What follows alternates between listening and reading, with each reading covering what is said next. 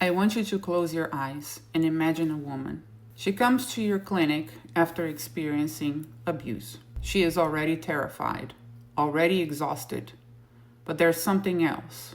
She has a disability, and before she even speaks, she's already wondering, will they believe me? Will they see me? Will they judge me? Or worse, will they dismiss me? Let's be honest about how we talk in our own field. We say someone is vulnerable because they use a wheelchair, or because they have a cognitive delay, or a mental health diagnosis. But what we're often doing, without naming it, is locating the risk inside the person instead of inside the systems that we work in and are a part of. But I'm here to tell you that we've been lied to. It is not the disability that creates the risk.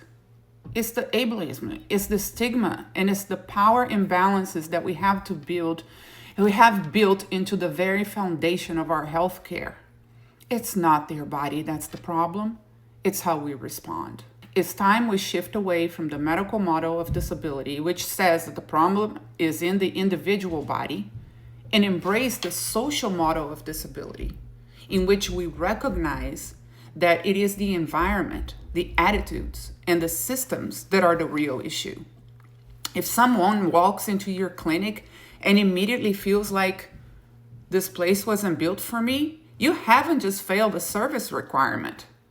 You have reinforced the trauma that told them that they do not matter. Why is this important? It is important because women with disabilities are more likely than women without disabilities to experience intimate partner violence, including sexual violence, physical violence, stalking, and psychological aggression. Let that sit for a second. And yet, they are less likely to be believed. They face more barriers to care and are more likely to encounter systems that were never built with them in mind. That's what creates the vulnerability. And we cannot talk about this without understanding intersectionality. The fact that disability does not happen in isolation.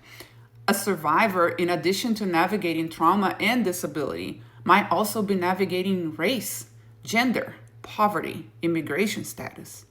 And each of these layers will determine how they are treated, whether they are believed, and whether they are protected. So the question is not, how can we fix people with disabilities? The real question is, how do we fix the way we show up as social workers, as systems, as professionals, and as human beings? When you talk about inclusion, we say we believe in inclusion, but let's be honest. Many social workers still make decisions about people, not with them. Real inclusion looks like this. You're creating a new group at your clinic. You don't just design it yourself. You invite a client with a disability, a mental health diagnosis, to help design it. And you pay them for their expertise. Professional invitation, not tokenism. You're building a safety plan. You don't assume. You ask clients with disabilities what would actually work for you in the event of an emergency. You're hosting a community event. You ask someone with a disability to co-lead it. You give them representation. Do your posters, your staff, your materials reflect disability as a normal and vibrant part of human life?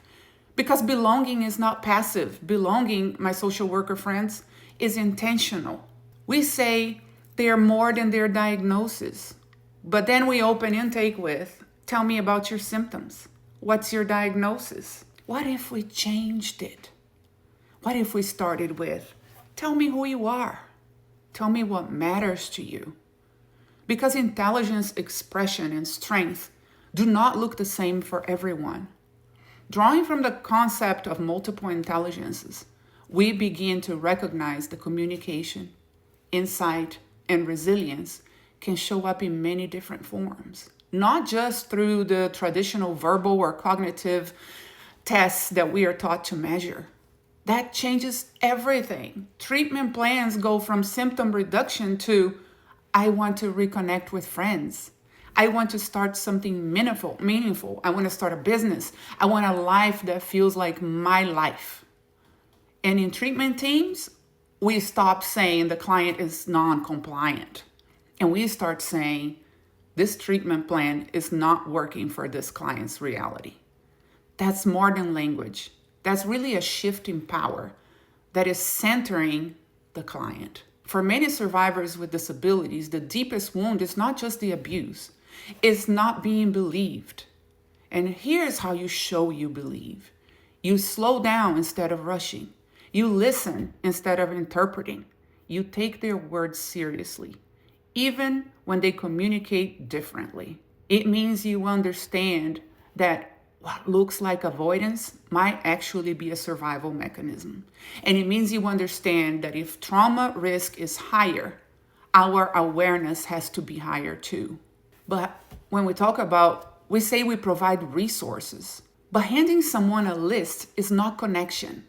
Connection is, let's email that group together right now. Let's find a space where you don't feel like you are the only one. In your practice, it could mean creating smaller groups, offering longer sessions, creating sensory-friendly rooms, offering virtual options and accessibility, and sometimes it means asking a simple but powerful question. Do you feel like you belong anywhere right now? Because belonging and safety is the beginning of trauma healing. We say we are ADA compliant, but compliance is the bare minimum. It's not the ceiling. If you want to offer real accessibility, then ask, what would make this space better for you? It looks like clear down to earth communication, not the gatekeeping social work jargon. It means hiring interpreters if needed, offering flexible scheduling, offering emotional safety by not shaming, not rushing, and most importantly, not talking about someone like they're not in the room. Stop talking to their caregiver when they're sitting right in front of you, because people feel it immediately when a space was not built for them. So here's what I leave you with. If someone walks into your space and they do not feel seen, they do not feel believed, they do not feel included, they will not heal from trauma. Because trauma-informed care is not just about what we learned in trauma class in grad school. Trauma-informed care is about how we show up. We. So the next time you sit across from someone, remember that if the only identity you see is a client with a disability, you have missed the person entirely. Don't just treat them, see them. Not as a case file, but as an artist, a parent, a leader. Believe them, especially when the world tells them that their reality is a symptom. Include them, not as a guest, but as an architect of their own lives. Because when we move from fixing to affirming, we don't just prevent abuse. We build a world where everyone, regardless of how they move or think, finally belongs. Thank you.